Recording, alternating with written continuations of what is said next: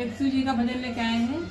आप लोग को अच्छा लगता है लाइक करिए, सब्सक्राइब करिए और कमेंट करके बोलिए कैसा लगा आप लोग को। भोले बाबा डमरू बजाए कि गौरा मैया नाच के दिखाए। भोले बाबा डमरू बजाए कि गौरा मैया नाच के दिखाए। नाच के दिखाए, ओ नाच के दिखाए। भोले बाबा